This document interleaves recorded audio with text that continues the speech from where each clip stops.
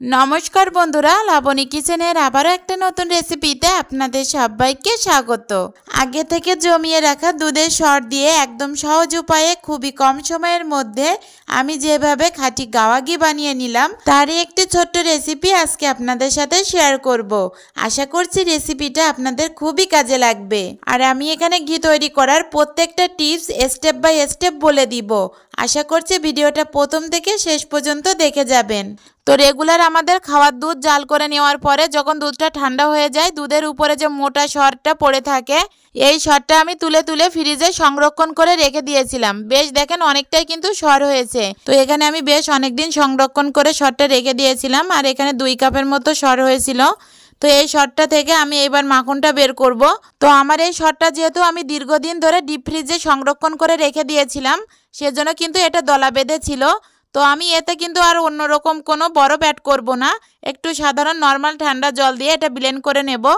তার জন্য এখানে একটা মিক্সিং জারের ভিতরে আমি সমস্ত সরটুকু ঢেলে দিলাম আর দিয়ে দিলাম নর্মাল ঠান্ডা জল। তো আমি কিন্তু এখানে আবারও আপনাদেরকে বলে দিচ্ছি, আমি এখানে নর্মাল ঠান্ডা জলটা ব্যবহার করেছি। আপনারা চাইলে এর পরিবর্তে আইস কিউবও কিন্তু ব্যবহার করতে পারেন। তো তারপরে আমি দুধের সরটা 3 থেকে 4 মিনিট ধরে খুব সুন্দর করে এটা বিট করে নিয়েছি। আর আপনারা হয়তো দেখতেই পাচ্ছেন যে ক্রিমটা ছিল এটা কিন্তু উপরে উঠে এসেছে, আর যে তলায় যে জলটা ছিল এটা কিন্তু ঘোল হয়ে গেছে।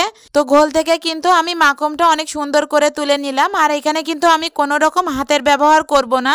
আমি এখানে কোনো রকম হাতের ব্যবহার না করে সুন্দর প্রসেসিংয়ের মাধ্যমে সর থেকে কিভাবে মাখনটা বের করে নিলাম তারই একটি ছোট্ট সুন্দর সহজ রেসিপি আজকে আপনাদের সাথে শেয়ার করলাম। সারাদিন রোজা রেখে ক্লান্তি শেষে যদি ইফতারের টাইমে মজার মজার ঘি দিয়ে নাস্তা তৈরি করে খাওয়া যায় তাহলে তো কোনো কথাই হবে না। অনেকে কিন্তু সারাদিন রোজা রাখার পরে ঘি তৈরি করাটা খুবই ঝামেলা মনে করে, তবে আমি বলবো আমার এই টিপসগুলো যদি আপনারা ফলো করেন তাহলে 2 মিনিটের ভিতরে আপনারা ঘি তৈরি করে নিতে পারবেন বাড়িতে, কোনো রকম হাত দেওয়ার ঝামেলা ছাড়াই। তো আপনারা এখানে খেয়াল করলে দেখতেই পাবেন আমি কিন্তু খুব সহজে ঘোল থেকে মাখনটা আলাদা করে নিয়েছি। আর এই মাখনটা আমি খুব সুন্দর করে 3 থেকে 4 বার ভালো করে ধুয়ে নেব। তো ঘোল থেকে মাখনটা তুলে নেওয়ার পরে যে ঘোলটা ছিল এই ঘোলটা কিন্তু আপনারা চাইলে খেতে পারেন, এটা শরীরের জন্য খুবই উপকারী।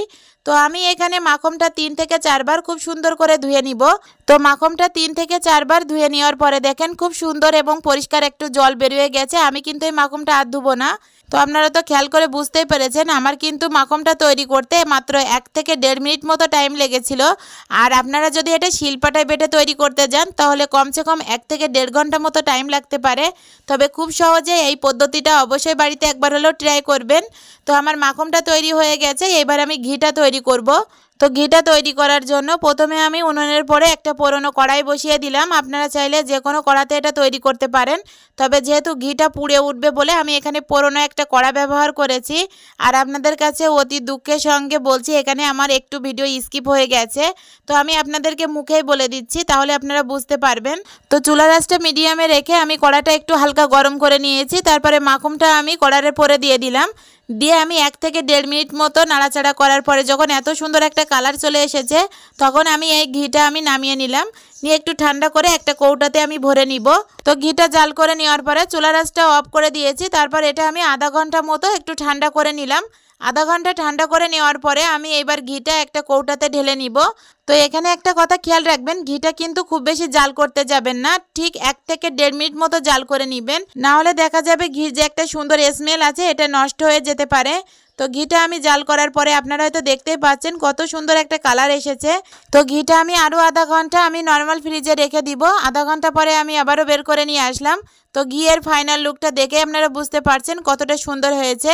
আর এরকম ঘি তৈরি করে যদি গরম ভাতের সাথে খাওয়া যায় তাহলে তো বলবো কোনো কথাই হবে না, একতাল ভাত 1 নিমিষেই খাওয়া হয়ে যাবে। আর এই প্রসেসিংয়ের মাধ্যমে ঘি তৈরি করে আপনারা সারা বছর পর্যন্ত সংরক্ষণ করে রেখে দিতে পারেন। তো আমার ঘি তৈরি করার সহজ পদ্ধতিটা যদি আপনাদের ভালো লেগে থাকে অবশ্যই আমার চ্যানেলটা সাবস্ক্রাইব করবেন।